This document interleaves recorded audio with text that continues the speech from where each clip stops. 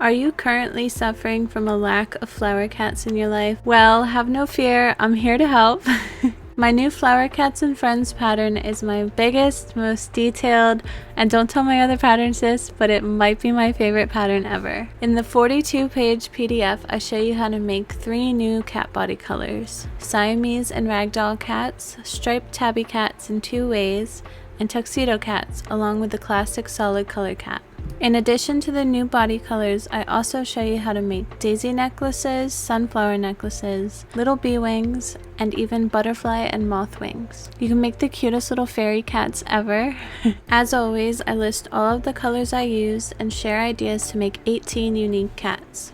In this video, I'll be showing you how to add daisy and sunflower necklaces to your cats. If you'd like to see how I make the butterfly, moth, and bee wings, leave a comment and I'll make another video showing you how to make those. So first of all, let's get started with some of the materials I like to use. You'll need some yarn, obviously. My yarn of choice is Bernat blanket, and that's what I use for all of my plushies. If you're against trying it, just know it's a lot softer than it used to be, but you should pick it out in person to make sure you're getting the best yarn. I buy mine from Joann crafts. Each skein is about 220 yards, and I can make about 3 cats with each one. I used my striped tabby cat pattern to make a plushie version of my real life cat Miko, and today I'm going to be turning him into a sunflower. This next cat is one of my favorites that I made for the pattern because it just came out so beautiful. The yarn is called Misty Mauve, and if you want to try it, get some, because another crocheter told me they are discontinuing it. I might have already ordered 4 more.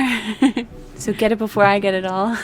Bernat is super awesome with all the variety of color they offer, but at the same time they do always discontinue colors. So something else I wanted to mention is that if you have a plushie sitting around that just hasn't sold, like this sad little gray kitty who doesn't have enough contrast, sometimes it's great to just add a little more detail, like a flower necklace to him, and then he'll sell right away.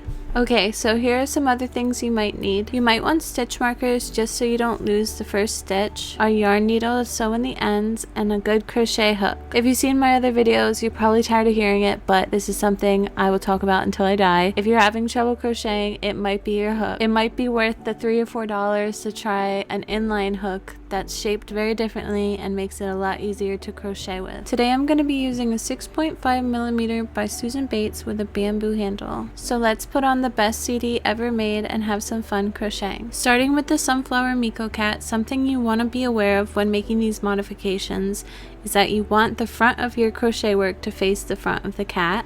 And you also want to be aware that because we're working in the round, when we crochet the sunflower necklace onto it, there will be a skip, and that's why I turn my cat over facing me and start from the bottom. So that skip will be at the bottom and you won't really see it right next to his eye or right on top of his head. I prefer to single crochet onto the cat on row 7 after it's fully made. I think it looks really clean and it's just easier than fighting with the front and back loops. It might seem kind of tricky, but it's really simple.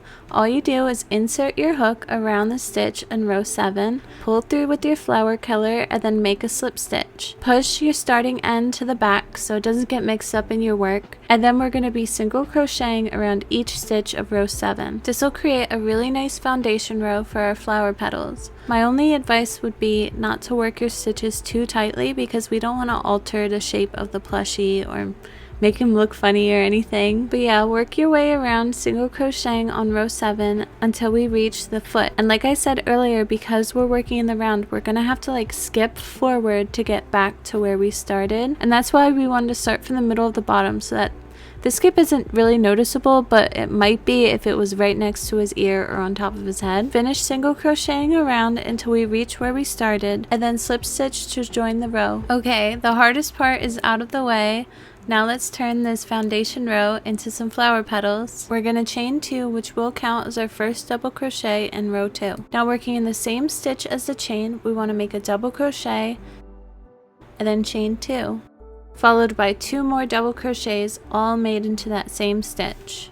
This chain 2 in the center of the petal will make the end look a little pointy. Once you finish the first petal, we're going to slip stitch in the next 2 stitches to work our way over to the next stitch that will be the next petal. Each petal is worked in the same way with 2 double crochets, chain 2, 2 double crochets, all made into the same stitch, followed by slip stitching 2 over, and then in the next stitch making another petal. When we make our way all the way around, we're going to slip stitch into the first petal to join the row, cut our end, fasten off, and pull through to the back where you tie it 3 times, and then use your crochet hook to hide the end in the plushie. It's just too cute, I can't handle it. Okay, so I actually had a change of plan. This is the color I was planning on using, but I didn't think it looked right. So as Miss Frizzle would say, take chances, make mistakes, and get messy with some multicolored yarn. This little row of accent color might seem frivolous and unnecessary, and you might want to skip it, but I really do think it makes all the difference in pulling the whole plushie together. And it's the same technique that we use to add the foundation row for the flower petals. We're just going to insert our hook and pull through with the accent color.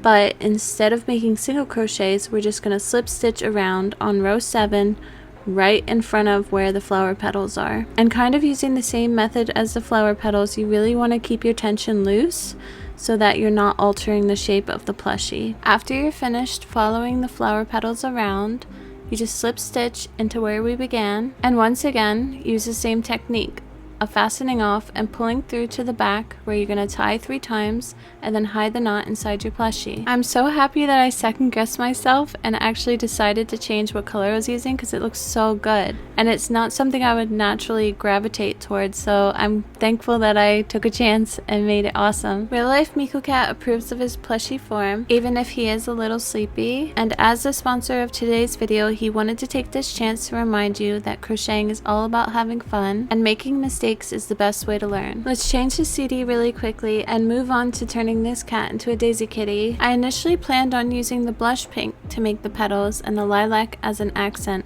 but once again I'm second guessing myself, and I'm happy I did because I think it turned out better. I make the daisy petals in the same way that I make the sunflower ones, by slip stitching onto row 7 with the flower color, pushing the starting end to the back so it doesn't get caught up in your work, and then single crocheting all the way around row 7 until we make it back to the feet, where we'll skip ahead 1 row to meet back up and slip stitch to end the row.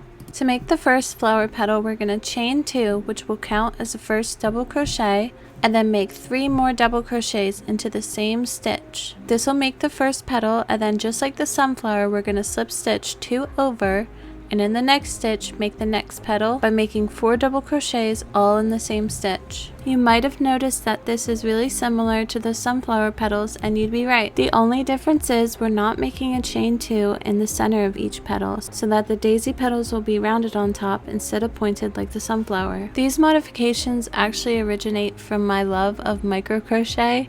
I have been into crocheting with a 1.5mm hook and embroidery thread, and way longer than I have been making plushies. And when I started making plushies, I thought it would be so cool to incorporate techniques from different types of crochet into them to make super special and spring and summertime kitty cats. Once you've made your way around, end the row in the same way that we did the sunflower cats, by slip stitching into the first petal, fastening off, pulling the ends through the back, tying them 3 times, and then hiding the knot inside the plushie. I think a good piece of advice that I learned while making this video is that you might want to just use a darker color for the accent, because again, I tried putting the lighter colored yarn there and it just didn't look right, so I switched over to this darker one that looks similar to one of the colors in the multicolor yarn for the body, and I think it really looks great. You're just going to want to use the same technique that I showed earlier in the video of slip stitching around loosely on the same area of row 7 where we added the flower petals. Slip stitch to join the row, fasten off, pull through the back, tie 3 times, and hide the ends into the plushie. These flower cats are so pretty, and I'm really proud of the PDF pattern. I've grown a lot as a pattern writer since I published my first cat pattern, and I took this chance to implement a lot of the things I've learned to make the pattern the best it could be. So I hope you guys love it, and thanks for watching. Bye!